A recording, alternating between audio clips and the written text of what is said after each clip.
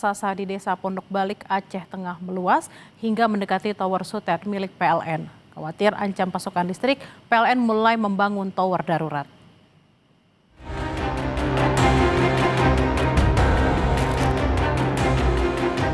Puluhan petugas PLN bergerak cepat melakukan penyambungan kabel ke tower darurat. Langkah ini sebagai antisipasi gangguan jaringan listrik akibat semakin meluasnya lubang raksasa di Aceh Tengah yang kian mendekati tower Sutet milik PLN. Selain tower darurat, PLN merelokasi tower Sutet sejauh 150 meter menjauh dari area lubang raksasa. Selama proses pemindahan jaringan kelistrikan ini, listrik di Aceh Tengah dan Bener Meriah dipadamkan dari pukul 8 pagi hingga 4 sore selama beberapa hari. Ini sudah selesai pemasangan untuk tower daruratnya. Jadi tadi untuk secara kabel penghantar yang menyuplai arus listrik ke Takengon dan Bener Meriah itu sudah kita relokasi ke tower emergensi sehingga listrik masyarakat sudah terlayani dengan normal. Kejar-kejaran dengan waktu nih. Jadi kita memang ya karena dampaknya semakin luas setiap hari, jadi sekitar malam jam 2 itu selalu terjadi penambahan luas lubang tersebut. Jadi target kami untuk yang sudah kami pindahkan kabelnya itu, tower tersebut akan kami bongkar secara utuh keseluruhan. Kemunculan lubang raksasa menjadi sorotan di pertengahan Januari 2026. Awalnya, jarak lubang raksasa hanya sekitar 3 meter dari badan jalan. Hanya dalam 2 pekan, lubang raksasa itu meluas dan memakan badan jalan hingga tidak dapat dilalui kendaraan. Lubang raksasa ini memiliki kedalaman bervariasi. Di beberapa titik, kedalaman mencapai 100 meter. Sedangkan data per Januari 2026, luas area yang terdampak mencapai 27.000 meter persegi. Sejumlah antisipasi sudah dilakukan pemerintah daerah, mulai dari menutup akses jalan yang melalui lubang raksasa hingga merelokasi warga. Tim Liputan, Kompas TV. Terbentuknya lubang raksasa atau sinkhole di Aceh Tengah semakin meluas. Tak hanya memakan jalan, tapi juga mengancam permukiman warga. Dalam dialog di program Sapa Indonesia pagi hari ini, Wikorita Karnawati, Guru Besar Teknik Geologi dan Lingkungan UGM mengatakan ini berbeda dengan sinkhole tapi disebut mahkota longsoran atau ada semacam erosi. Hal ini terjadi karena material tebing memiliki kohesi yang lemah.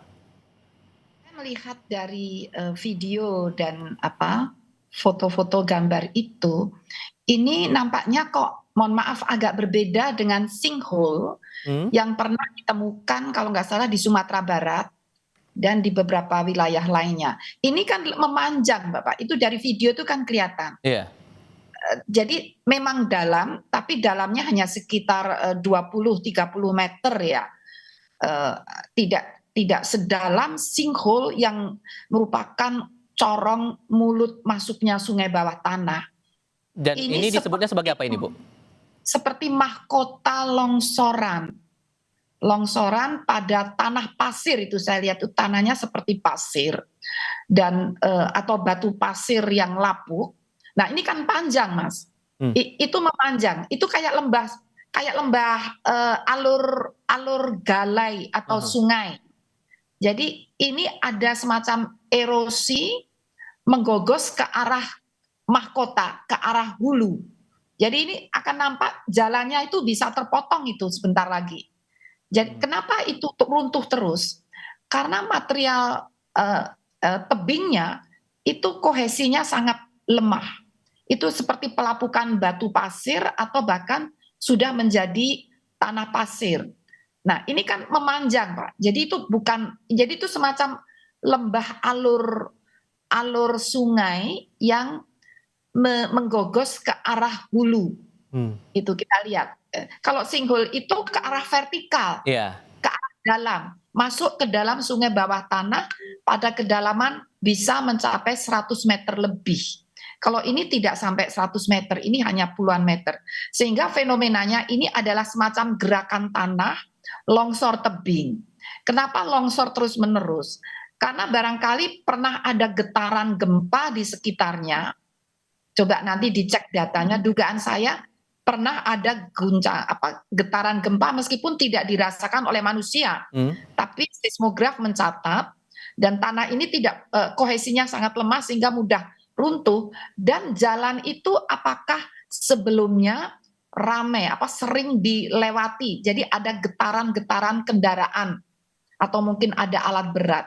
Jadi ini kayaknya meskipun tidak ada hujan, tapi getaran-getaran pada lereng itu bisa mengakibatkan longsor itu terjadi, dan ini nampaknya terus berkembang sehingga memang membahayakan. Itu masih terus bisa meluasnya tuh ke arah jalan itu kelihatannya.